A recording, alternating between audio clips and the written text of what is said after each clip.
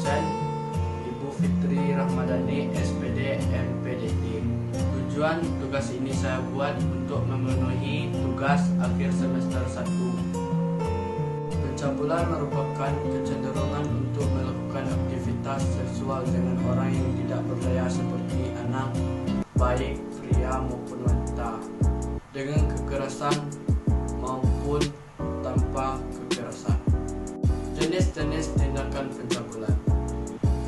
Pencabulan atau perbuatan cabul dapat juga diartikan sebagai segala macam wujud perbuatan baik yang dilakukan diri sendiri maupun pada orang lain, mengenal dan yang berhubungan dengan alat kelamin atau bagian tubuh lainnya yang dapat merangsang nafsu seksual. 1. Pencabulan dengan kekerasan.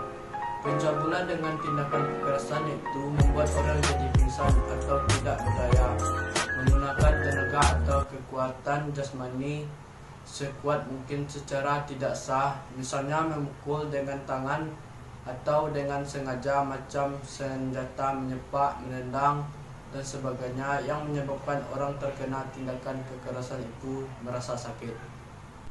2. Pencabulan dengan seseorang yang tidak berdaya atau pingsan. Tidak berdaya adalah tindakan mempunyai kekuasaan atau tenaga sama sekali sehingga tidak mampu mengadakan perlawanan sedikit pun. Seperti halnya orang diikat dengan tali pada kaki dan tangan, terkurung dalam kamar, terkena suntikan sehingga orang itu menjadi lumpuh. Orang yang tidak berdaya ini menjadi dapat mengetahui apa yang terjadi atas dirinya. Sedangkan pingsan adalah hilangnya ingatan atau tidak sadarkan diri, misalnya karena minum obat, tidak obat penenang atau obat-obat lainnya yang menyebabkan tidak ingat lagi. Orang yang pingsan itu tidak mengetahui lagi apa yang terjadi dengan dirinya. Faktor penyebab terjadinya pidana pencabulan terhadap anak di bawah umur antara lain faktor rendahnya pendidikan dan ekonomi, faktor lingkungan dan tempat tinggal, faktor minuman keras atau beralkohol, faktor teknologi, faktor peranan korban, serta faktor kejiwaan yang cenderung pada anak itu sendiri.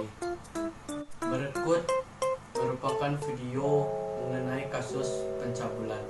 25 tahun, warga Air Pacah ini tak bisa berkutik setelah diringkus sejumlah petugas dari Polsek Koto Tangah di rumahnya di daerah Air Pacah, Kecamatan Koto Tangah, Kota Padang. Pelaku diringkus petugas usai mendapatkan laporan dari keluarga korban karena telah melakukan percobaan pembunuhan dan pencabulan. Namun usai diamankan, pelaku mencoba melarikan diri dan terpaksa dihadiahi timah panas oleh petugas pada bagian kakinya. Pelaku dibawa ke Rumah Sakit Bayangkara Polda Sumbar untuk mendapatkan pengobatan. Pelaku selanjutnya dibawa ke Mapolsek Koto Tangah untuk pemeriksaan dan proses hukum lebih lanjut. Dari pengakuan pelaku, dia nekat melakukan aksi bejat tersebut karena motif sakit hati kepada korban. Korban tak lain tetangganya sendiri. Saat ini korban masih dalam keadaan trauma dan sudah berada di rumahnya di daerah Lubuk Minturun, Kota Padang. Atas perbuatannya pelaku terancam dijerat dengan pasal 81 tentang perlindungan anak, pasal 53 dan 340 KUHP dengan ancaman kurungan penjara 15 tahun. Jadi awalnya kita terima laporan, kita langsung ke TKP, kita cek kondisi korban yang pada saat itu masih di TKP, dalam keadaan masih luka, tapi sudah sadar. Kita minta keterangan dari korban, kemudian yang kita lakukan pengembangan, korban kita larikan ke rumah sakit untuk mendapatkan perawatan awal, kemudian baru kita amankan tersangka.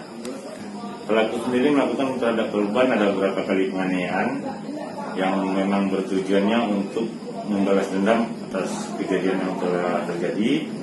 Nah, kemudian sempat dia lakukan pemukulan terhadap korban dan tersangka juga melakukan pemerkosaan terhadap korban. Tindakan pidana pencabulan.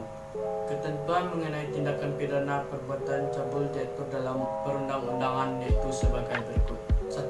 KUHP pasal 289 Barang siapa dengan kekerasan atau ancaman kekerasan memaksa seseorang untuk melakukan atau membiarkan dilakukan perbuatan cabul, diancam karena melakukan perbuatan yang menyerang kehormatan kesusilaan dengan pidana penjara paling lama 9 tahun.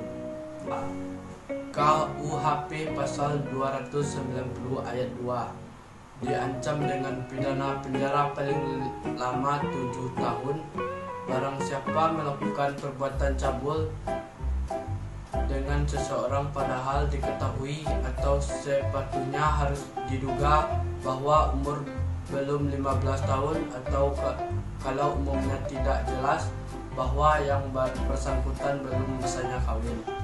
3.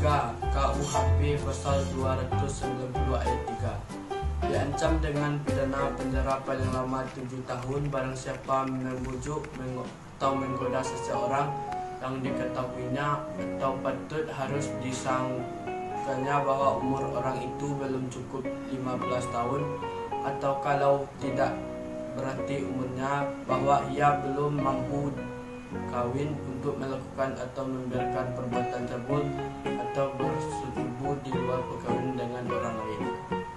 Baiklah, sekian video yang saya buat. Kalau ada salah dan jangannya, saya mohon maaf. Assalamualaikum warahmatullahi wabarakatuh.